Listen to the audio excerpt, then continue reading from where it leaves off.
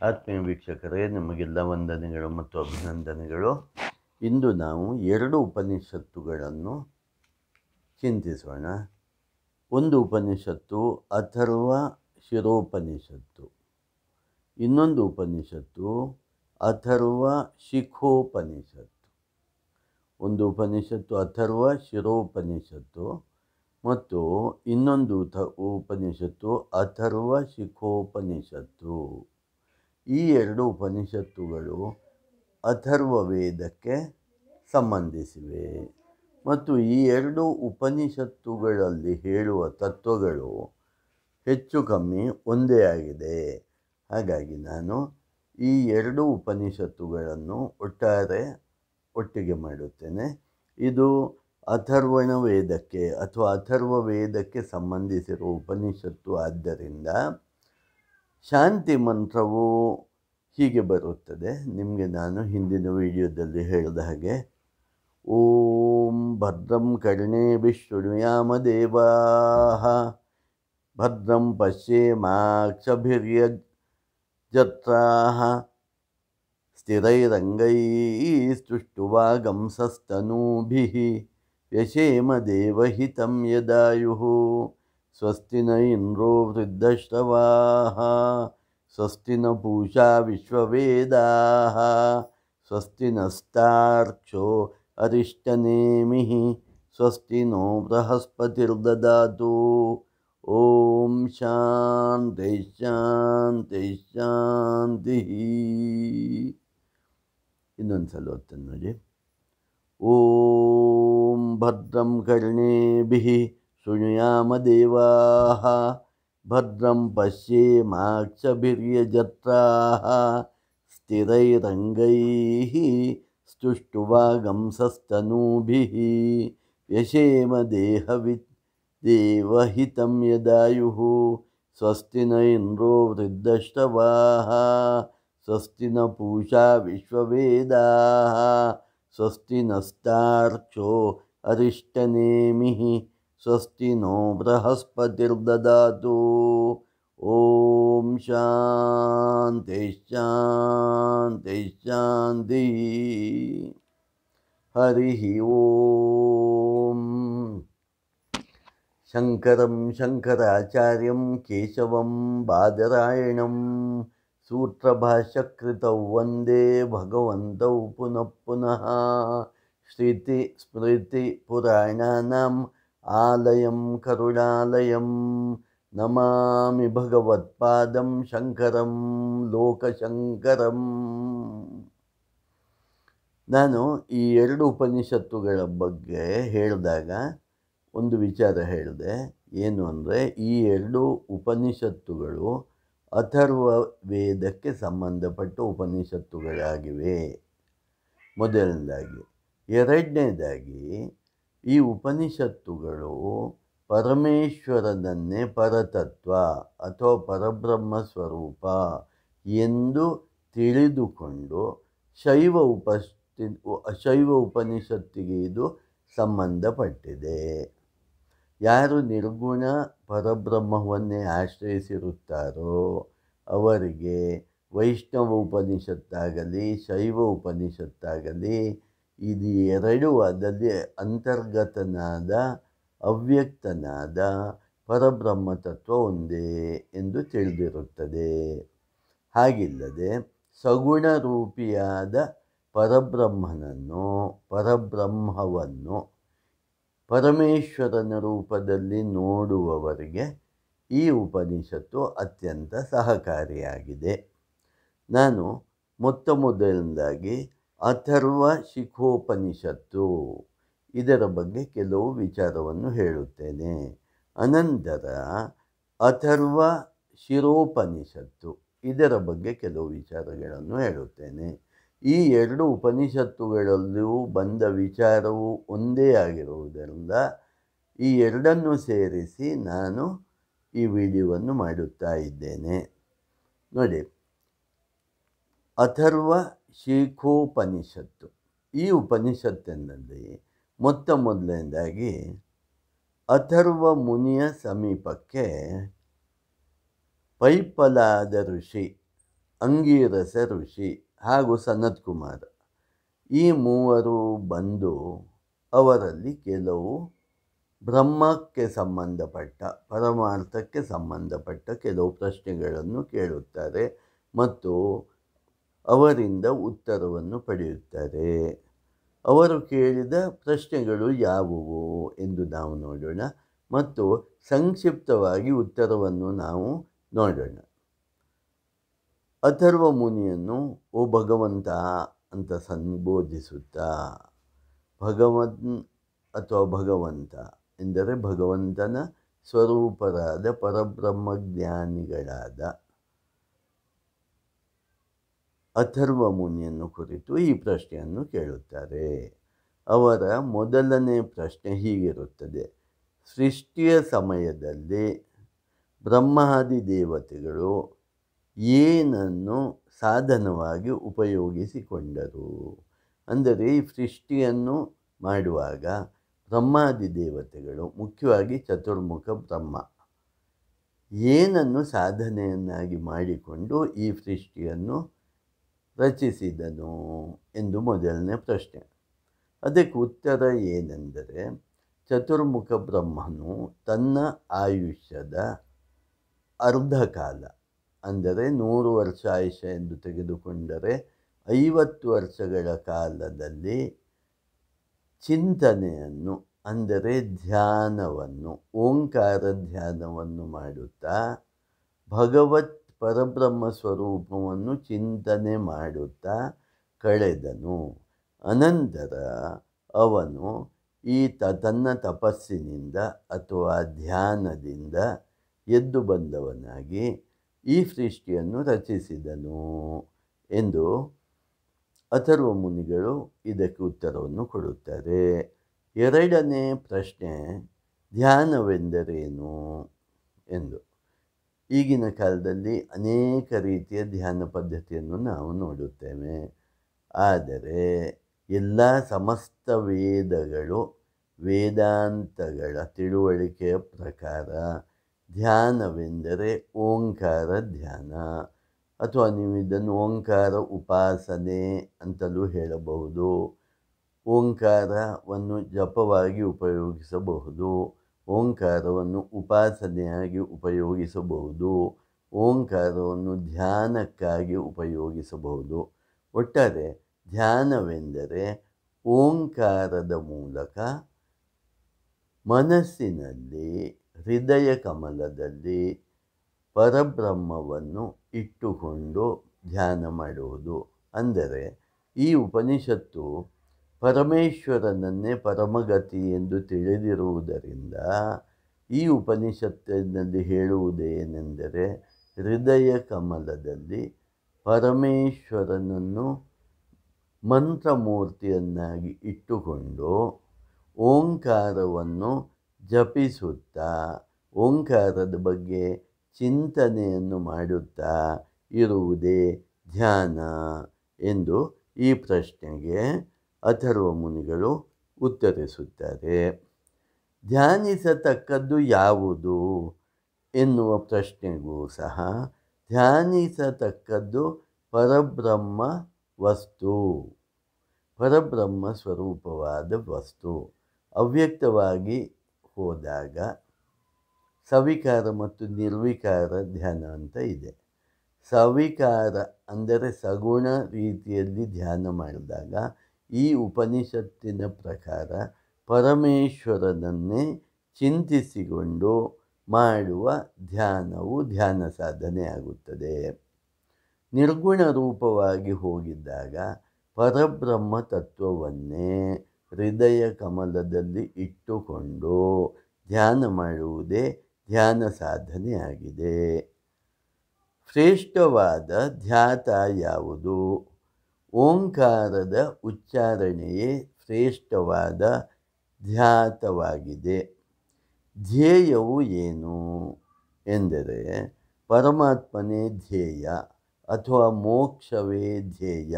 ಎಲ್ಲ ಉಪನಿಷತ್ತುಗಳ ಮುಖ್ಯವಾದ ಧ್ಯೇಯ ಮೋಕ್ಷವನ್ನು ಪಡೆಯುವುದೇ. ಈ ಮೋಕ್ಷವನ್ನು ಪಡೆಯಬೇಕಾದರೆ ಪರಮಾತ್ಮನನ್ನು ಪಡೆಯುವುದು ಮತ್ತು ಮೋಕ್ಷವನ್ನು ಪಡೆಯುವುದು ಎರಡರ ಅರ್ಥವು ಒಂದೇ ಆಗಿದೆ ಎಂದು ಈ ಎಲ್ಲ ಪ್ರಶ್ನೆಗಳಿಗೂ ಓಂಕಾರ ಒಂದೇ ಸಾಧನ ಎಂದು ಈ ಉಪನಿಷತ್ತು ಸ್ಪಷ್ಟವಾಗಿ ಹೇಳುತ್ತದೆ. ಮತ್ತು ಇದು ಶೈವ ಉಪನಿಷತ್ತು ಆದ್ದರಿಂದ ಶಿವನನ್ನು ಅಥವಾ ರುದ್ರದೇವರನ್ನು ಧ್ಯಾನಿಸಬೇಕು ಎಂದು ಈ ಅಥರ್ವ ಶಿಖೋಪನಿಷತ್ತು ಹೇಳುತ್ತದೆ. ಇಷ್ಟು ವಿಚಾರ ಅಥರ್ವ ಶಿಖೋಪನಿಷತ್ತಿನಲ್ಲಿ ಬರುವಂತಹ ವಿಚಾರ. ಇನ್ನು ಮುಂದಿನ ಉಪನಿಷತ್ತು, ಇದನ್ನು ನೀವು 16ನೇ ಉಪನಿಷತ್ತು ಅಂತ ತಗೊಂಡ್ರೆ, ಮುಂದಿನ ಉಪನಿಷತ್ತು 17ನೇ ಉಪನಿಷತ್ತು, ಅಥರ್ವ ಶಿರೋಪನಿಷತ್. ಅಥರ್ವ ಶಿರೋಪನಿಷತ್ ಅಂತ ಈ ಉಪನಿಷತ್ತಿನ ಹೆಸರು. ಈ ಉಪನಿಷತ್ತು ಸಹ ಅಥರ್ವ ವೇದಕ್ಕೆ ಸಂಬಂಧಪಟ್ಟಿದೆ. ಈ ಉಪನಿಷತ್ತು ಸಹ ಶೈವ ಉಪನಿಷತ್ತಾಗಿದೆ. ಅಂದರೆ ಸಗುಣ ರೂಪದಿಂದ ನೋಡಿದಾಗ ಈ ಉಪನಿಷತ್ತಿನ ಮಂತ್ರ ದೇವತೆ ಪರಮೇಶ್ವರನೇ ಆಗಿರುತ್ತಾನೆ ಅಥವಾ ರುದ್ರನೇ ಆಗಿರುತ್ತಾನೆ. ಹಾಗಾಗಿ ಈ ಉಪನಿಷತ್ತಿನಲ್ಲಿ ರುದ್ರದೇವರಿಗೆ ಅಥವಾ ಪರಮೇಶ್ವರನಿಗೆ ಸಂಬಂಧಪಟ್ಟ ಅನೇಕ ವಿಚಾರಗಳು ಬರುತ್ತವೆ ಮತ್ತು ಓಂಕಾರದ ಬಗ್ಗೆ ಅತೀ ಸ್ಪಷ್ಟ ವಿವರಣೆಗಳು ಈ ಉಪನಿಷತ್ತಿನಲ್ಲಿ ಬರುತ್ತದೆ. ಈ ಉಪನಿಷತ್ತು ಹೀಗೆ ಪ್ರಾರಂಭವಾಗುತ್ತೆ ನೋಡಿ. ದೇವತೆಗಳೆಲ್ಲರೂ ಒಂದು ಸಲ ರುದ್ರನ ಬಳಿಗೆ, ಪರಮೇಶ್ವರನ ಬಳಿಗೆ ಹೋಗಿ ಹೀಗೆ ಪ್ರಶ್ನೆ ಮಾಡುತ್ತಾರೆ, ದೇವ ನೀನು ಯಾರು ಎಂದು ಅವರ ಪ್ರಶ್ನೆ. ನೋಡಿ, ಈ ಪ್ರಶ್ನೆ ಅತ್ಯಂತ ಅದ್ಭುತವಾದ ಪ್ರಶ್ನೆ. ನೀನು ಯಾರು? ಯಾಕಂದರೆ ನೀನು ಯಾರು ಅಂತ ತಿಳಿದರೆ ನಾನು ಯಾರು ಅಂತ ತಿಳಿಯುತ್ತೆ. ಅಂದರೆ ನಾನು ಅಹಂ ಬ್ರಹ್ಮಾಸ್ಮಿ ಅಂದರೆ ನಾನು ಭಗವಂತನೇ ಎಂದು ನಾವು ಶಂಕರರ ಸಿದ್ಧಾಂತದ ಪ್ರಕಾರ, ಅದ್ವೈತ ಸಿದ್ಧಾಂತದ ಪ್ರಕಾರ ಹೇಳುತ್ತೇವೆ. ಇದು ಒಂದು ಮಹಾವಾಕ್ಯವಾಗಿದೆ. ಹಾಗಾಗಿ ಭಗವಂತನು ಯಾರು ಅಂತ ತಿಳಿದರೆ ನಾವು ಯಾರು ಅಂತ ತಿಳಿಯುತ್ತದೆ ಎಂಬುದು ಇದರ ಗೂಢಾರ್ಥವಾಗಿದೆ. ನಿನ್ನ ಬಗ್ಗೆ ನಮಗೆ ಸಂಪೂರ್ಣ ಮಾಹಿತಿ ಇಲ್ಲ, ನಿನ್ನ ವಿಚಾರವಾಗಿ ನಮಗೆ ಏನೇನೂ ತಿಳಿಯದು. ಹಾಗಾಗಿ ನಿನ್ನ ಬಗ್ಗೆ ಹೇಳಲು ಶಕ್ತನಾದವನು ನೀನೊಬ್ಬನೇ, ನಮಗೆ ಆ ಶಕ್ತಿ ಇಲ್ಲ. ಹಾಗಾಗಿ ದೇವತೆಗಳು ಎಲ್ಲರೂ ಸೇರಿಕೊಂಡು ಪರಮೇಶ್ವರನಲ್ಲಿ ಹೋಗಿ, ಭಗವಂತ ನೀನು ಯಾರು, ನಿನ್ನ ಬಗ್ಗೆ ಸಂಪೂರ್ಣವಾದ ವಿವರಣೆಯನ್ನು ನಮಗೆ ಕೊಡು ಅಂತ ಕೇಳುತ್ತಾರೆ. ಅದಕ್ಕೆ ಪರಶಿವನು ಅಥವಾ ರುದ್ರನು ಹೀಗೆ ಹೇಳುತ್ತಾನೆ. ಏನು ಹೇಳ್ತಾನೆ? ಭೂತ, ಭವಿಷ್ಯತ್ ಮತ್ತು ವರ್ತಮಾನ, ಹೀಗೆ 3 ಕಾಲಗಳು ಇವೆ. ಈ 3 ಕಾಲದಲ್ಲಿ ಇರುವವನು ನಾನೇ. ಅಂದರೆ ಭೂತಕಾಲ, ಕಳೆದು ಹೋದ ಕಾಲದಲ್ಲಿ ಇದ್ದಿದ್ದು ನಾನೇ. ಭವಿಷ್ಯತ್ ಕಾಲ, ಮುಂದೆ ಬರುವ ಕಾಲದಲ್ಲಿ ಇರುವವನು ನಾನೇ. ವರ್ತಮಾನ ಕಾಲ, ಈಗ ನಡೆಯುತ್ತಿರುವ ಕಾಲದಲ್ಲಿ ಇರುವವನು ನಾನೇ. ಬರೀ ನಾನೇ ಅಲ್ಲ, ನಾನೊಬ್ಬನೇ. ನನ್ನನ್ನು ಹೊರತುಪಡಿಸಿ ಇನ್ನು ಯಾರೂ ಇಲ್ಲ ಎಂದು ಇಲ್ಲಿ ಅತಿ ಸ್ಪಷ್ಟವಾಗಿ ಪರಮೇಶ್ವರನು ತನ್ನ ಪರಬ್ರಹ್ಮ ಸ್ವರೂಪದ ತತ್ವವನ್ನು ಹೇಳುತ್ತಾನೆ. ಅಣು, ರೇಣು, ತೃಣ, ಕಾಷ್ಟ, ಪರಿಪೂರ್ಣ ಗೋವಿಂದ. ನೀವು ಇಲ್ಲಿ ಪರಿಪೂರ್ಣ ಗೋವಿಂದ ಅಂತಲೂ ತಗೊಳ್ಬೋದು, ಪರಿಪೂರ್ಣ ಪರಮೇಶ್ವರ ಅಂತ ಬೇಕಾದರೂ ತಗೊಳ್ಬೋದು. ಎರಡನೇದಾಗಿ ಭಗವಂತನು ಹೇಳುತ್ತಾನೆ, 4 ವೇದಗಳು ನಾನೇ, 4 ವೇದಾಂತಗಳು ನಾನೇ, ಓಂಕಾರವು ನಾನೇ, ಜ್ಯೋತಿ ಸ್ವರೂಪನೂ ನಾನೇ, 14 ಲೋಕಗಳಿಗೆ ಆಧಾರನಾಗಿರುವವನು ನಾನೇ. ನನ್ನನ್ನು ಹೊರತುಪಡಿಸಿ ಇನ್ನೂ ಏನೂ ಇಲ್ಲ. ಏಕಮೇವ ದ್ವಿತೀಯಂ. ಏಕಃ ಸತ್ ವಿಪ್ರಹ ಬಹುಧಾ ವಿದಂತೆ. ಒಂದೇ ಸತ್ಯವನ್ನು, ಒಂದೇ ಪರಮಾತ್ಮನನ್ನು ಜ್ಞಾನಿಗಳು ಅಥವಾ ವಿದ್ವಜ್ಜನರು ಬೇರೆ ಬೇರೆ ರೀತಿಯಲ್ಲಿ ಕರೆಯುತ್ತಾರೆ. ಆದರೆ ಇರುವುದು ಒಂದೇ.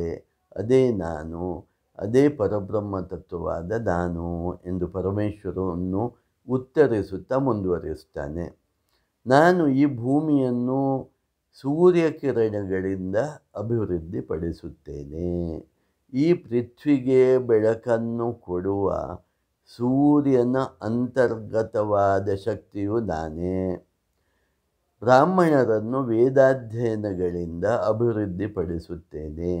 ವೇದಾಧ್ಯಯನ ಸಂಪನ್ನರಾದ ಬ್ರಾಹ್ಮಣರಲ್ಲಿ, ಜ್ಞಾನಿಗಳಲ್ಲಿ, ವಿದ್ವಜ್ಜನರಲ್ಲಿ ಇರುವ ಶಕ್ತಿಯು ನಾನೇ ಎಂದು ಇಲ್ಲಿ ಭಗವಂತನು ಹೇಳುತ್ತಾ ಮುಂದುವರಿಸುತ್ತಾ, ಹವಿಸ್ಸನ್ನು ಆಜ್ಯದಿಂದಲೂ ಅಂದರೆ ತುಪ್ಪದಿಂದಲೂ ನಾನು ಸಂರಕ್ಷಿಸುತ್ತೇನೆ ಎಂದು ಹೇಳುತ್ತಾನೆ. ಅಂದರೆ ಯಜ್ಞಯಾಗಾದಿಗಳಲ್ಲಿ ನಾವು ದೇವತೆಗಳಿಗೆ ಹವಿಸ್ಸನ್ನು ಕೊಡುತ್ತೇವೆ. ಆ ಹವಿಸ್ಸನ್ನು ಅಲ್ಲಿರುವ ತುಪ್ಪ ಅಂದರೆ ಆಜ್ಯವು ನಾನೇ. ಭೂತ ಪಂಚಕವನ್ನು ಅಂದರೆ ಪಂಚಭೂತಗಳನ್ನು ಸೃಷ್ಟಿಸುವಂಥವನು ನಾನೇ. ಧರ್ಮವನ್ನು ಸತ್ಕರ್ಮದಿಂದಲೂ ನಾನು ಅಭಿವೃದ್ಧಿಪಡಿಸುತ್ತೇನೆ ಎಂದು ಇಲ್ಲಿ ಭಗವಂತನು ಸ್ಪಷ್ಟವಾಗಿ ಹೇಳುತ್ತಾ ಮುಂದುವರಿಯುತ್ತಾನೆ. ಇಲ್ಲಿ ದೇವತೆಗಳು ಪರಮೇಶ್ವರನನ್ನು ನೋಡಿ ಪರಮೇಶ್ವರನ ವಿಚಾರವನ್ನು ಪೂರ್ತಿಯಾಗಿ ಅರ್ಥ ಮಾಡಿಕೊಂಡು ನಂತರ ಆ ಪರಮೇಶ್ವರನನ್ನು ಹೀಗೆ ಸ್ತುತಿಸುತ್ತಾರೆ. ಹೇ ರುದ್ರನೇ, ಹೇ ಪರಮೇಶ್ವರನೇ, ನೀನೇ ಚತುರ್ಮುಖನಾದ ಬ್ರಹ್ಮನಾಗಿದ್ದೀಯಾ. ನೀನೇ ಚತುರ್ಮುಖನಾದ ಬ್ರಹ್ಮನಾಗಿದ್ದೀಯಾ ಮತ್ತು ಚತುರ್ಭುಜ ಹೊಂದಿದ ಮಹಾವಿಷ್ಣುವು ನೀನೇ ಆಗಿದ್ದೀಯಾ. ಅಷ್ಟೇ ಅಲ್ಲದೆ ಭೂಲೋಕ, ಭುವರ್ಲೋಕ, ಸುವರ್ಲೋಕ, ಮಹೋಲೋಕ, ಜನೋಲೋಕ, ಸತ್ಯಲೋಕ ಎಂಬ ಮೇಲಿನ ಎಲ್ಲ ಲೋಕಗಳಿಗೂ ಮತ್ತು ಕೆಳಗಿನ ಎಲ್ಲ ಲೋಕಗಳಿಗೂ ಅಧಿಪತಿಯು ನೀನೇ ಆಗಿದ್ದೀಯಾ. ಪಂಚಭೂತಗಳು, ಸೂರ್ಯ, ಚಂದ್ರ, ನಕ್ಷತ್ರಗಳು ಇತ್ಯಾದಿ ಸಮಸ್ತವು ನೀನೇ ಆಗಿದ್ದೀಯಾ. ಅದರ ಒಳಗಿರುವ ಶಕ್ತಿಯು ನೀನೇ ಆಗಿದ್ದೀಯಾ. ನಿನ್ನನ್ನು ಹೊರತುಪಡಿಸಿ ಇಲ್ಲಿ ಏನೂ ಇಲ್ಲ. ನೀನು ಏಕಮೇವ ಅದ್ವಿತೀಯನೂ ಆಗಿದ್ದೀಯಾ ಎಂದು ನಾನಾ ರೀತಿಯಲ್ಲಿ ದೇವತೆಗಳು ಪರಶಿವನನ್ನು ಹೊಗಳುತ್ತಾರೆ. ಇಲ್ಲಿ ಮುಂದುವರಿದು ಪರಮೇಶ್ವರನು ಅಂದರೆ ಭಗವಂತನು ಓಂಕಾರದ ಪ್ರಣವ ಸ್ವರೂಪದಲ್ಲಿ ಪೂರ್ತಿಯಾಗಿ ಅಡಗಿದ್ದಾನೆ. ಯಾರು ಓಂಕಾರವನ್ನು ಜಪಿಸುತ್ತಾರೋ, ಧ್ಯಾನಿಸುತ್ತಾರೋ, ಉದ್ಗಾರ ಮಾಡುತ್ತಾರೋ ಅವರಿಗೆ ಸಕಲ ದೇವತೆಗಳ ಆಶೀರ್ವಾದವು ಸಿಗುತ್ತದೆ ಎಂದು ಇಲ್ಲಿ ಪರಮೇಶ್ವರನು ಸ್ಪಷ್ಟವಾಗಿ ಹೇಳುತ್ತಾನೆ. ಅಂದರೆ ಸಕಲ ದೇವತೆಗಳು, ಸಕಲ ದೇವರು ಈ ಓಂಕಾರದಲ್ಲಿ ಅಡಗಿದೆ ಎಂದು ಭಗವಂತನು ಸೂಚಿಸುತ್ತಾನೆ. ಮುಂದೆ ಉಪನಿಷತ್ತು ಓಂಕಾರದ ಬಗ್ಗೆ ಸವಿಸ್ತಾರವಾಗಿ ವಿವರಿಸುತ್ತಾ ಹೋಗುತ್ತದೆ. ಈ ಉಪನಿಷತ್ತಲ್ಲಿ ಮತ್ತು ಎಲ್ಲ ಉಪನಿಷತ್ತುಗಳಲ್ಲೂ ನಾವು ಓಂಕಾರ ತತ್ವದ ಬಗ್ಗೆ ತಿಳಿಯುತ್ತಾ ಹೋಗುತ್ತೇವೆ. ಕಠೋಪನಿಷತ್ತಿನಲ್ಲೂ ಆಚಾರ್ಯನಾದ ಯಮಧರ್ಮರಾಜನು ನಚಿಕೇತನಿಗೆ ಓಂಕಾರದ ಬಗ್ಗೆ ಸವಿಸ್ತಾರವಾಗಿ ತಿಳಿಸುವುದನ್ನು ನಾವು ನೋಡಬಹುದು. ಇಲ್ಲಿ ಸಾಕ್ಷಾತ್ ಪರಮೇಶ್ವರನು ಓಂಕಾರದ ಬಗ್ಗೆ ಸವಿಸ್ತಾರವಾಗಿ ವಿವರಿಸುತ್ತಾ ಹೋಗುತ್ತಾನೆ. ಈ ಉಪನಿಷತ್ತು ಭಗವಂತನು ಎಲ್ಲ ದೇವತೆಗಳ ಸಹಿತ ಹೃದಯದಲ್ಲಿ ನೆಲೆಸಿರುತ್ತಾನೆ ಎಂದು ಮೊದಲನೇದಾಗಿ ಹೇಳುತ್ತದೆ. ಅಂದರೆ ಯಾವ ಪರಬ್ರಹ್ಮ ತತ್ವವನ್ನು ನಾವು ಹೃದಯದಲ್ಲಿ ನೆಲೆಸಿಕೊಂಡು ಉಪಾಸಿಸುತ್ತೇವೋ, ಧ್ಯಾನಿಸುತ್ತೇವೋ ಅದರಲ್ಲಿ ಎಲ್ಲ ದೇವತೆಗಳು ಅಂದರೆ 33 ಕೋಟಿ ದೇವತೆಗಳು ಈ ಪರಬ್ರಹ್ಮ ತತ್ವದಲ್ಲಿ ಅಂತರ್ಗತವಾಗಿವೆ ಎಂದು ನಾವು ಮೊದಲನೇದಾಗಿ ತಿಳಿದುಕೊಂಡು ಹೃದಯ ಕಮಲದಲ್ಲಿ ಭಗವಂತನನ್ನು, ಪರಮೇಶ್ವರನನ್ನು ನಾವು ಧ್ಯಾನಿಸಬೇಕು ಎಂದು ಉಪನಿಷತ್ತು ಸ್ಪಷ್ಟವಾಗಿ ತಿಳಿಸುತ್ತದೆ. ಪರಮಾತ್ಮನ ಶಿರಸ್ಸೇ ಮೋಕ್ಷಪ್ರದವಾದದ್ದು. ಪರಮಾತ್ಮನ ಕಾಲುಗಳೇ ಸಂಸಾರಕ್ಕೆ ಮಾರ್ಗವಾಗಿರುವಂಥದ್ದು ಎಂದು ಈ ಉಪನಿಷತ್ತು ವಿವರಿಸುತ್ತದೆ. ಯಾವುದು ಮೋಕ್ಷ ಮಾರ್ಗವೋ ಅದೇ ಓಂಕಾರವೆಂದು ಈ ಉಪನಿಷತ್ತು ಅತಿ ಸ್ಪಷ್ಟವಾಗಿ ಹೇಳುತ್ತದೆ. ಈ ಓಂಕಾರವನ್ನೇ ನಾವು ಪ್ರಣವ ಮಂತ್ರ ಎಂದು ಕರೆಯುತ್ತೇವೆ. ಓಂಕಾರವನ್ನೇ ನಾವು ಪ್ರಣವ ಮಂತ್ರವೆಂದು ಕರೆಯುತ್ತೇವೆ. ಈ ಓಂಕಾರವನ್ನೇ ಪ್ರಣವ, ಸರ್ವವ್ಯಾಪಿ, ಅನಂತ, ಕಾರಣ, ಸೂಕ್ಷ್ಮ, ಶುಕ್ಲ, ವೈದ್ಯುತ್ಯ, ಪರಬ್ರಹ್ಮವೆಂದು ಕರೆಯುತ್ತಾರೆ. ಹಾಗಾದರೆ ಓಂಕಾರವನ್ನು ನಾವು ಎಲ್ಲ ಹೆಸರಿಂದ ಕರೆಯುತ್ತೇವೆ ಎಂದು ನಾವು ಅರ್ಥ ಮಾಡಿಕೊಳ್ಬೇಕು. ಪ್ರಣವ ಎಂದರೂ ಓಂಕಾರವೇ, ಸರ್ವವ್ಯಾಪಿ ಎಂದರೂ ಓಂಕಾರವೇ, ಅನಂತ ಎಂದರೂ ಓಂಕಾರವೇ, ಕಾರಣ ಎಂದರೂ ಓಂಕಾರವೇ, ಸೂಕ್ಷ್ಮ ಅಂದರೂ ಓಂಕಾರವೇ, ಶುಕ್ಲ ಅಂದರೂ ಓಂಕಾರವೇ, ವೈದ್ಯುತ್ಯ ಅಂದರೂ ಓಂಕಾರವೇ, ಪರಬ್ರಹ್ಮ ಅಂದರೂ ಓಂಕಾರವೇ ಎನ್ನುವ ಸ್ಪಷ್ಟತೆ ನಮ್ಮಲ್ಲಿರಬೇಕು. ಈ ಓಂಕಾರದಲ್ಲಿ 3 ಅಕ್ಷರಗಳು ಅಡಗಿವೆ. ಅ, ಉ ಮತ್ತು ಮ. ಅ, ಉ, ಮ. ಇದನ್ನು ಅಂತೇವೆ ನಾವು ಎಂಬ 3 ಅಕ್ಷರಗಳು ಇವೆ. ಈ ಅ, ಉ, ಎಂಬ ಅಕ್ಷರಗಳು 3 ಅವಸ್ಥೆಯನ್ನು ತೋರಿಸುತ್ತವೆ. ಯಾವ ಅವಸ್ಥೆ? ಅಕಾರವು ನಮ್ಮ ಜಾಗೃತ ಅವಸ್ಥೆಯನ್ನು ಸೂಚಿಸುತ್ತದೆ. ಅಂದರೆ ಈಗ ನಾನು ಮಾತಾಡ್ತಾ ಇದ್ದೇನೆ, ನೀವು ಕೇಳ್ತಾ ಇದ್ದೀರಲ್ಲ, ಇದನ್ನು ಜಾಗೃತ ಅವಸ್ಥೆ ಅಂತ ಹೇಳ್ತೇವೆ. ಉಕಾರವು ನಿದ್ರಾವಸ್ಥೆಯನ್ನು ಸೂಚಿಸುತ್ತದೆ. ಮಕಾರವು ಗಾಢ ನಿದ್ರೆ ಅಥವಾ ಸುಷುಪ್ತಿಯನ್ನು ಸೂಚಿಸುತ್ತದೆ. ಅನಂತರ ಬರುವ ಶಬ್ದರಹಿತ ಸ್ಥಿತಿ ತುರಿಯಾತ್ಮನನ್ನು ಸೂಚಿಸುತ್ತದೆ. ಉದಾಹರಣೆಗೆ ನೋಡಿ, ಓಂಕಾರವನ್ನು ಗಟ್ಟಿಯಾಗಿ ಹೇಳಿದಾಗ ನಾವು ಈ 4 ಅನುಭವಕ್ಕೆ ತಂದುಕೊಳ್ಳಬೇಕು. ಅದು ಹೇಗೆಂದು ಇವಾಗ ನೋಡೋಣ. ನೀವು ಓಂಕಾರವನ್ನು ಹೀಗೆ ಉಚ್ಚರಿಸ್ತೀರಿ. ದೀರ್ಘವಾಗಿ ಒಂದು ಉಸಿರನ್ನು ತಗೊಂಡು ಓ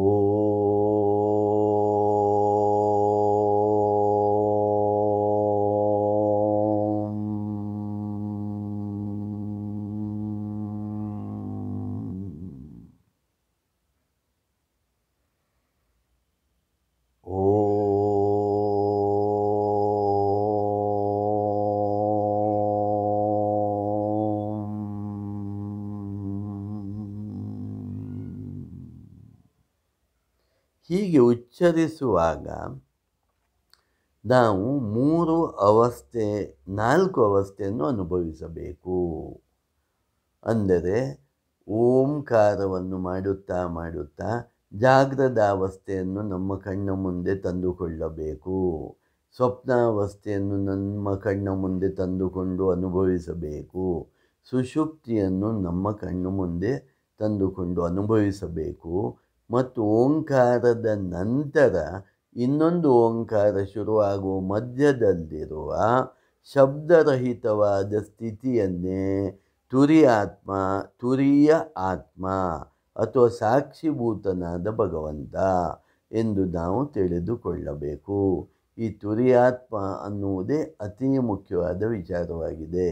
ಈ 3 ಅವಸ್ಥಾತ್ರಯಗಳು ಎಂದು ನಾವು ಕರೆಯುತ್ತೇವೆ. ಈ ಅವಸ್ಥಾತ್ರಯಗಳಲ್ಲಿ ಅಂದರೆ ಜಾಗ್ರತ್, ಸ್ವಪ್ನ, ಸುಷುಪ್ತಿ, ಈ 3 ಅವಸ್ಥಾತ್ರಯಗಳನ್ನು ನಾವು ಜಾಗೃತಾವಸ್ಥೆಯಲ್ಲಿ ಇರುವ ಆತ್ಮನನ್ನು ವಿಶ್ವವೆನ್ನುತ್ತೇವೆ. ನಿದ್ರಾವಸ್ಥೆಯಲ್ಲಿ ಸಂಚರಿಸುತ್ತಿರುವ ಆತ್ಮನನ್ನು ತೈಜಸ ಎಂದು ಕರೆಯುತ್ತೇವೆ. ಗಾಢ ನಿದ್ರೆಯಲ್ಲಿ ಸಂಚರಿಸುತ್ತಿರುವ ಜೀವಾತ್ಮನನ್ನು ಪ್ರಾಜ್ಞ ಎಂದು ಕರೆಯುತ್ತೇವೆ. ಮತ್ತು ಈ 3 ಸ್ಥಿತಿಗಳನ್ನು ಮೀರಿ ಸಾಕ್ಷಿಭೂತನಾಗಿ ನಿಂತ ಪರಮಾತ್ಮನನ್ನು, ಈ 3 ಸ್ಥಿತಿಗಳನ್ನು ನೋಡುತ್ತಿರುವ ಸಾಕ್ಷಿಭೂತನಾದ ಪರಮಾತ್ಮನನ್ನು ತುರಿಯ ಆತ್ಮ ಎಂದು ಕರೆಯುತ್ತೇವೆ. ಅಥವಾ ಸಾಕ್ಷಿಭೂತನಾಗಿ ನಿಂತಿರುವ ಆತ್ಮ ಎಂದು ಕರೆಯುತ್ತೇವೆ. ಉಪನಿಷತ್ತುಗಳು ಈ ತುರಿಯಾತ್ಮನೇ ನೀನು ಎಂದು ತಿಳಿದುಕೋ, ಅನುಭವಜನ್ಯವಾಗಿ ತಿಳಿದುಕೋ ಎಂದು ಹೇಳುತ್ತವೆ. ಅಂದರೆ ಈ ತುರಿಯಾತ್ಮನಿಗೂ ಪರಮಾತ್ಮನಿಗೂ ಪರಬ್ರಹ್ಮ ಸ್ವರೂಪಕ್ಕೂ ಯಾವುದೇ ವ್ಯತ್ಯಾಸವಿಲ್ಲ ಎಂದು ವೇದಾಂತಕ್ಕೆ ಸಂಬಂಧಪಟ್ಟ ಎಲ್ಲ ಉಪನಿಷತ್ತುಗಳು ಘಂಟಾಘೋಷವಾಗಿ ಹೇಳುತ್ತವೆ. ಎಲ್ಲ ಕಡೆಯಲ್ಲಿರೋ ಪರಮಾತ್ಮನು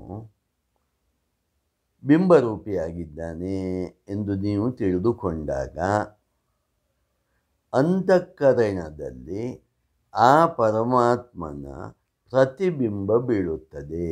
ಅಂದರೆ ಉದಾಹರಣೆಗೆ ನೀವು ಸೂರ್ಯನು ಬಿಂಬ ಎಂದು ತೆಗೆದುಕೊಂಡಾಗ ಒಂದು ಕೊಡಪಾನದಲ್ಲಿ ಅಥವಾ ಒಂದು ಬಿಂದಿಗೆಯಲ್ಲಿ ನೀರು ಇಟ್ಟಾಗ ಆ ಸೂರ್ಯನ ಪ್ರತಿಬಿಂಬ ಅಲ್ಲಿ ಪ್ರತಿಫಲಿಸುತ್ತದೆ. ಇಲ್ಲಿ ಎಲ್ಲ ಕಡೆ ಇರುವ ಪರಮಾತ್ಮನು ಬಿಂಬವಾಗಿದ್ದಾಗ ಅವನ ಪ್ರತಿಬಿಂಬವು ನಮ್ಮ ಅಂತಃಕರಣದಲ್ಲಿ ಪ್ರತಿಬಿಂಬಿಸುತ್ತದೆ. ಅದನ್ನೇ ನಾವು ಜೀವಭಾವ ಅಥವಾ ಜೀವಾತ್ಮ ಎಂದು ಕರೆಯುತ್ತೇವೆ. ಈ ಅಂತಃಕರಣದಲ್ಲಿ ಮನಸ್ಸು, ಬುದ್ಧಿ, ಚಿತ್ತ, ಅಹಂಕಾರವಿದೆ. ಇದನ್ನು ನಾವು ತಿಳಿದುಕೊಳ್ಳಬೇಕು. ಈ ಜೀವಾತ್ಮನು ಅಥವಾ ಈ ಜೀವನು ಮನಸ್ಸು, ಬುದ್ಧಿ, ಚಿತ್ತ, ಅಹಂಕಾರಗಳೊಡಗೂಡಿ ನಮ್ಮಲ್ಲಿ ಇರುತ್ತಾನೆ.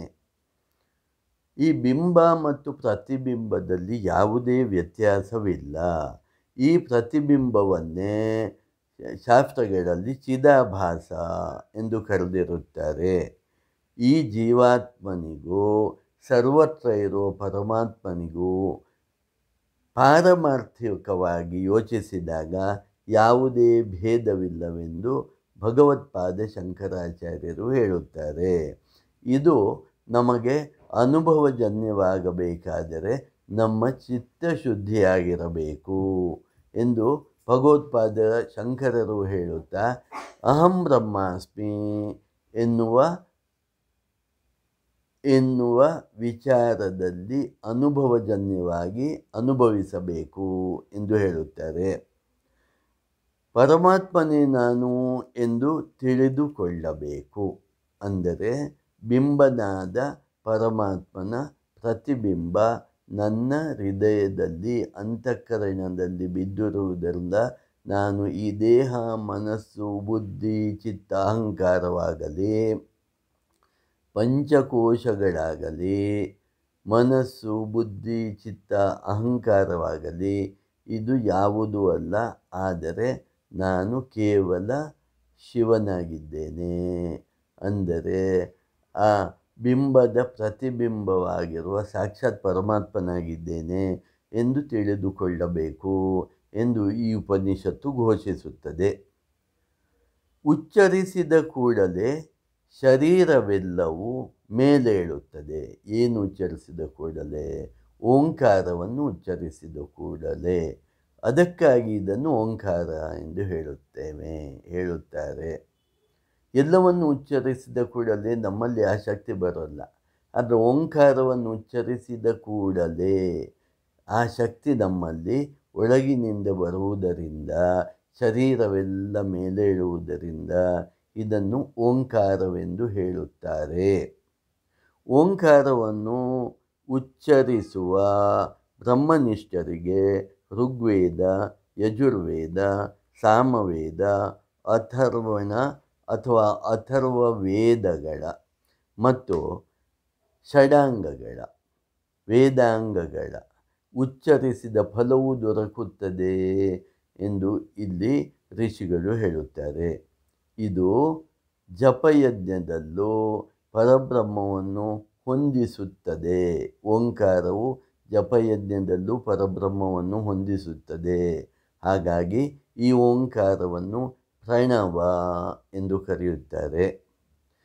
ಈ ಓಂಕಾರವು 14 ಲೋಕಗಳ ದರ್ಶನ ಮಾಡಿಸುತ್ತದೆ. ಅಂದರೆ 14 ಲೋಕಗಳಲ್ಲೂ ಇದು ವ್ಯಾಪಿಸಿಕೊಂಡಿರುವುದರಿಂದ ಇದನ್ನು ಸರ್ವವ್ಯಾಪಿ ಎಂದು ಕರೆಯುತ್ತಾರೆ. ಈ ಓಂಕಾರವು ಆದಿ ಅಂತ್ಯಗಳಿಲ್ಲದ ಪರಮಾತ್ಮನನ್ನು ಸೂಚಿಸುವುದರಿಂದ ಈ ಓಂಕಾರವನ್ನು ಅನಂತ ಎಂದು ಕರೆಯುತ್ತಾರೆ. ಭಗವಂತನಿಗೆ ಆದಿ ಇಲ್ಲ ಮತ್ತು ಅಂತ್ಯ ಇಲ್ಲ, ಹಾಗಾಗಿ ಅನಾದಿ ಅನಂತ ಎಂದು ನಾವು ಓಂಕಾರವನ್ನು ಕರೆಯುತ್ತೇವೆ. ಓಂಕಾರ ಬೇರೆಯಲ್ಲ, ಸಾಕ್ಷಾತ್ ಭಗವಂತ ಬೇರೆಯಲ್ಲ. ಓಂಕಾರವನ್ನು ಉಚ್ಚರಿಸಿದಾಗಲೇ ಗರ್ಭ, ಜನ್ಮ, ಜರ, ಮರಣರೂಪಿ ಸಂಸಾರ, ನೋಡಿ ಯಾವುದು ಗರ್ಭ, ಜನ್ಮ, ಜರ, ಮರಣರೂಪಿ ಸಂಸಾರದ ಮಹಾಭಯವನ್ನು ಈ ಓಂಕಾರವು ದೂರ ಮಾಡುತ್ತದೆ. ಹಾಗಾಗಿ ಈ ಓಂಕಾರವನ್ನು ತಾರಕ ಮಂತ್ರ ಎಂದು ಹೇಳುತ್ತಾರೆ, ಅಥವಾ ಇದು ಮಹಾರಕ್ಷೆಯನ್ನು ಕೊಡುವ ಮಂತ್ರ, ತಾರ ಅಥವಾ ತಾರಕ ಮಂತ್ರವೆಂದು ಹೇಳುತ್ತಾರೆ. ಈ ಓಂಕಾರವು ಸ್ಥೂಲ ಸೂಕ್ಷ್ಮ ದೇಹಗಳನ್ನು ನಾಶ ಮಾಡಿ ಮುಕ್ತಿಯನ್ನು ಕೊಡುವುದರಿಂದ ಇದನ್ನು ಸೂಕ್ಷ್ಮ ಎನ್ನುತ್ತಾರೆ. ಅಂದರೆ ಮೋಕ್ಷವನ್ನು ಹೊಂದಬೇಕಾದರೆ ಸ್ಥೂಲ ದೇಹದ ಜೊತೆಗೆ ಸೂಕ್ಷ್ಮ ದೇಹವು ಅಥವಾ ಲಿಂಗ ದೇಹವು ಭಂಗವಾಗಬೇಕು ಎಂದು ಪುರಂದರದಾಸರು ತಮ್ಮ ಹಾಡಿನಲ್ಲಿ ಹೇಳಿದಂತೆ ಸ್ಥೂಲ ಶರೀರ ಮತ್ತು ಸೂಕ್ಷ್ಮ ಶರೀರ ಎರಡೂ ನಾಶವಾಗಬೇಕು, ಆವಾಗಲೇ ಮೋಕ್ಷ ಸಿಗುವುದು ಎಂದು ಹೇಳಿರುವುದರಿಂದ ಈ ಓಂಕಾರವನ್ನು ಸೂಕ್ಷ್ಮ ಎಂದು ಕರೆಯುತ್ತಾರೆ. ಓಂಕಾರವನ್ನು ಹೇಳುತ್ತಿದ್ದಂತೆಯೇ ಒಳಗಡೆ ಧ್ವನಿ ಬರುತ್ತದೆ. ಆ ಧ್ವನಿಯು ನಮ್ಮ ಅಜ್ಞಾನವನ್ನು, ದ್ವೈತ ಭಾವನೆಯನ್ನು ನಾಶ ಮಾಡುತ್ತದೆ ಅಥವಾ ಕಳೆಯುತ್ತದೆ. ಅದಕ್ಕೆ ಇದನ್ನು ಶುಕ್ಲ ಎಂದು ಕರೆಯುತ್ತೇವೆ. ಉದಾಹರಣೆಗೆ, ನೀವು ಎರಡೂ ಕಿವಿಗಳನ್ನು ಮುಚ್ಚಿ ಓಂಕಾರ ಶಬ್ದವನ್ನು ಮಾಡಿದಾಗ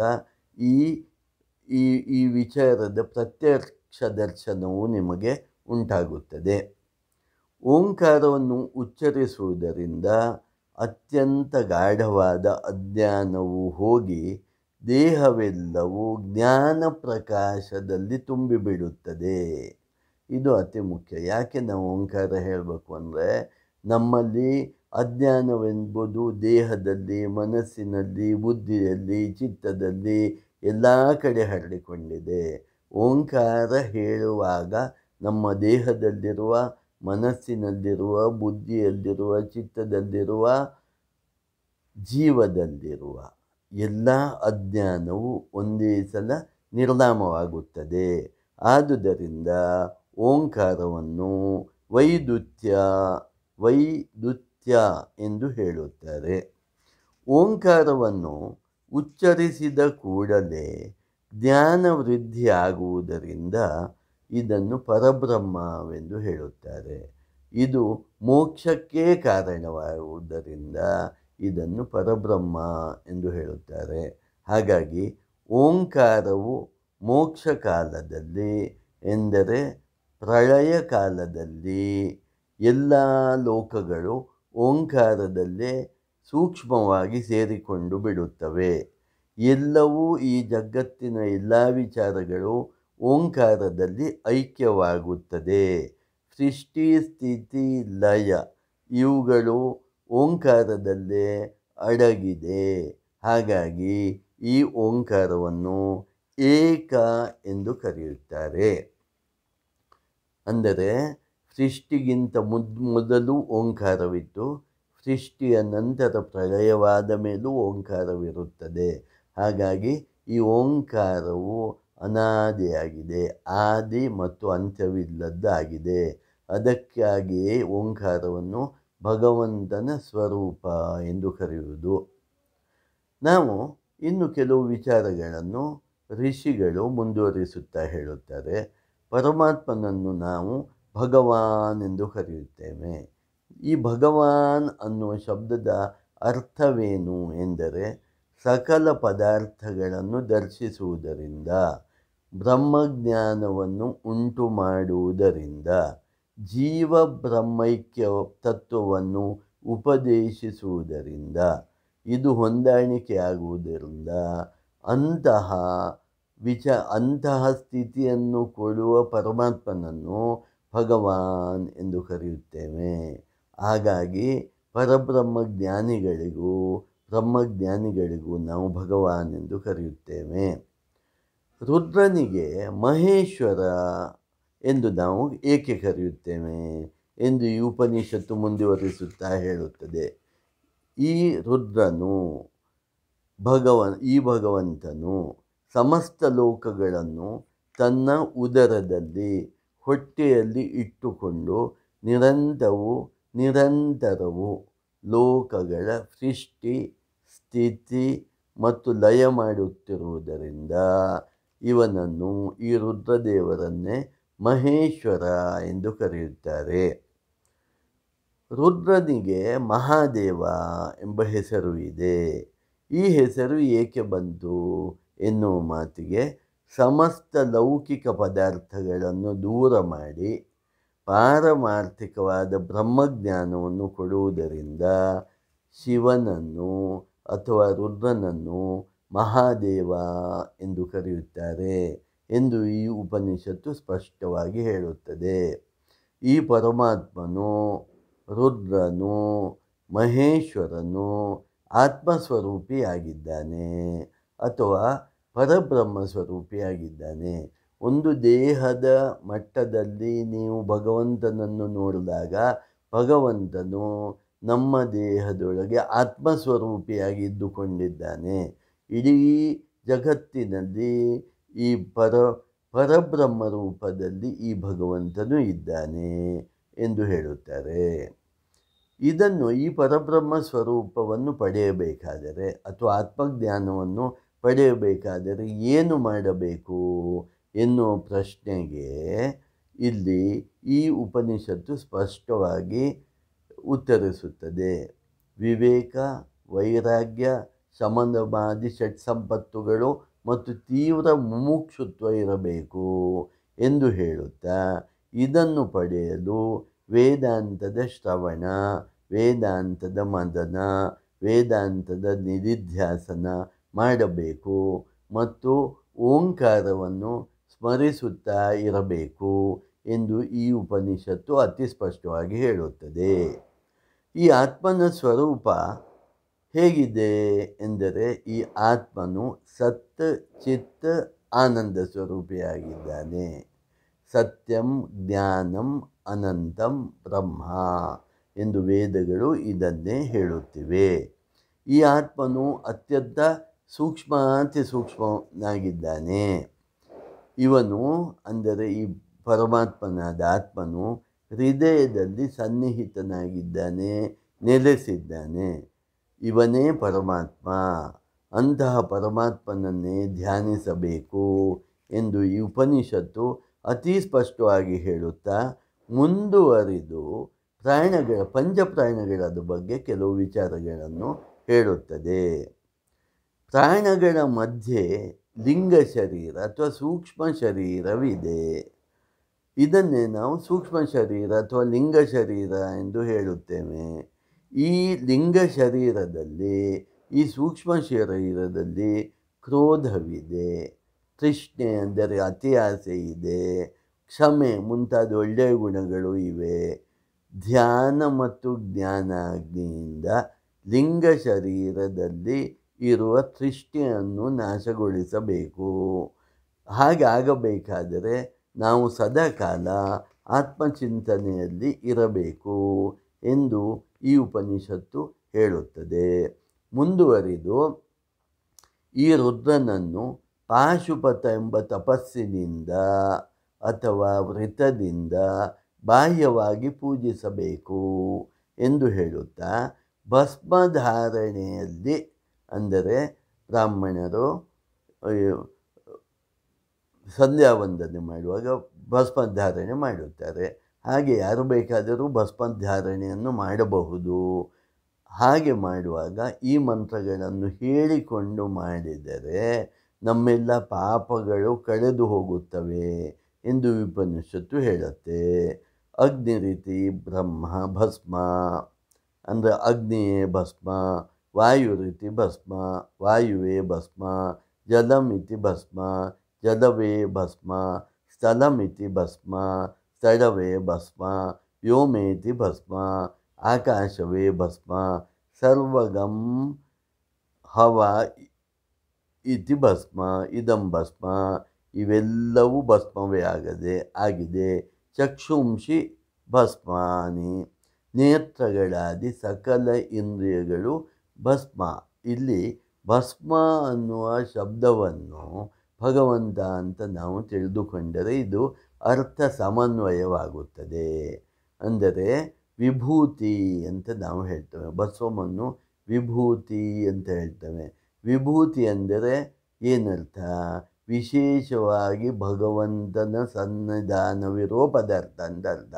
ಆ ಭಾವನೆಯನ್ನು ತಂದುಕೊಂಡು ಭಸ್ಮಧಾರಣೆಯನ್ನು ದೇಹಕ್ಕೆ ಮಾಡಿಕೊಂಡರೆ ನಮ್ಮ ಸಮಸ್ತ ಪಾಪಗಳು ಕಳೆದು ಹೋಗುತ್ತವೆ ಎಂದು ಈ ಉಪನಿಷತ್ತು ಹೇಳುತ್ತದೆ.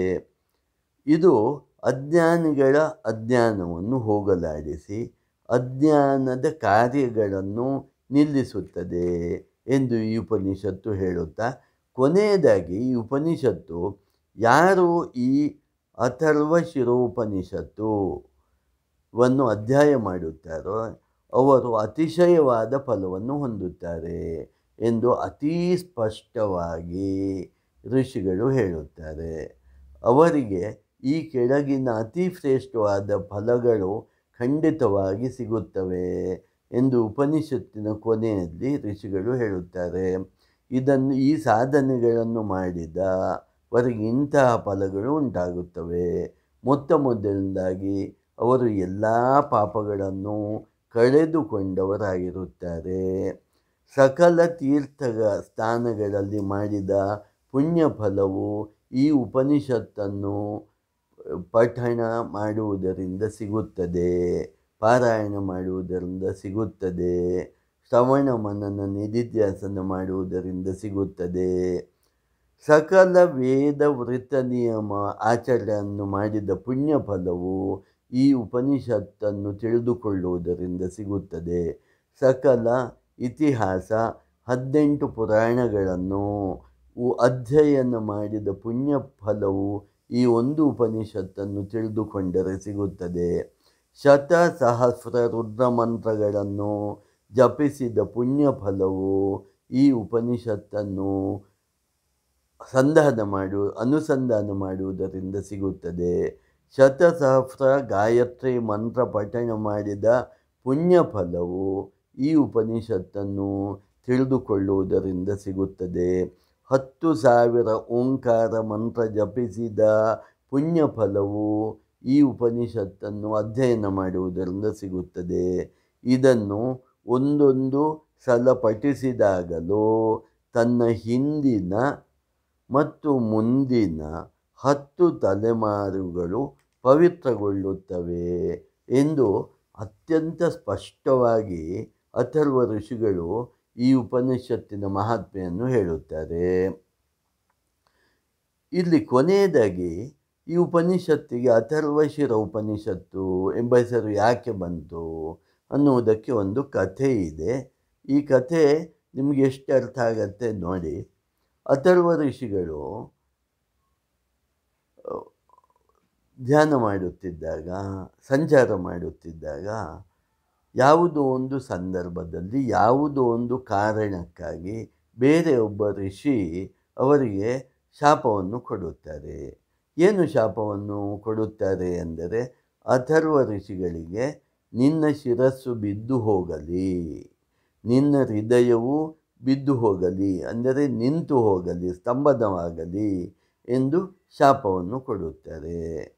ಮಹಾತ್ಮರಾದ ಅಥರ್ವ ಋಷಿಗಳು ಇದನ್ನು ತಿಳಿದುಕೊಂಡು ಹೇಗೆ ಶಾಪ ವಿಮೋಚನೆಯನ್ನು ಮಾಡುತ್ತಾರೆ ಅನ್ನೋದು ಇಲ್ಲಿ ಹೇಳುತ್ತಾರೆ.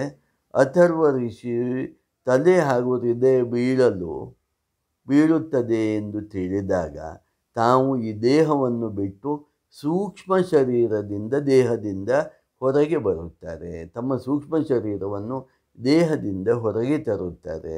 ಅನಂತರ ಅಥರ್ವ ಋಷಿಗಳು ತಮ್ಮ ಯೋಗ ಶಕ್ತಿಯಿಂದ ಈ ಅವರ ಪಾರ್ಥಿವ ದೇಹಕ್ಕೆ, ಸ್ಥೂಲ ದೇಹಕ್ಕೆ ತಲೆ ಹಾಗೂ ಹೃದಯವನ್ನು ಜೋಡಿಸುತ್ತಾರೆ. ಹೀಗೆ ತನ್ನ ಶಿರವನ್ನು ಜೋಡಿಸಿದ್ದರಿಂದ ಇದಕ್ಕೆ ಅಥರ್ವಶಿರ ಉಪನಿಷತ್ತು ಎಂಬ ಹೆಸರು ಬಂದಿದೆ. ಅಥರ್ವ ಋಷಿ ಎಂಬ ಹೆಸರು ಬಂದಿದೆ ಎಂದು ಇಲ್ಲಿ ಸ್ಪಷ್ಟವಾಗಿ ಹೇಳುತ್ತಾರೆ. ದೃಷ್ಟವಾದ ಮಂತ್ರಗಳಿಂದ ಒಂದುಗೂಡಿದ ಉಪನಿಷತ್ತೇ ಅಥರ್ವ ಶಿರೋಪನಿಷತ್ತು. ಹಾಗಾಗಿ ಈ ವಿಡಿಯೋದಲ್ಲಿ ನಾವು 16ನೇ ಮತ್ತು 17ನೇ ಉಪನಿಷತ್ತನ್ನು ನೋಡಿದೆವು. ಮುಂದಿನ ವಿಡಿಯೋದಲ್ಲಿ ನಾವು ಇನ್ನು ಬೇರೆಯ ಉಪನಿಷತ್ತಿನ ಬಗ್ಗೆ ಚಿಂತಿಸೋಣ. ನಿಮಗೆಲ್ಲ ವಂದನೆಗಳು ಮತ್ತು ಅಭಿನಂದನೆಗಳು.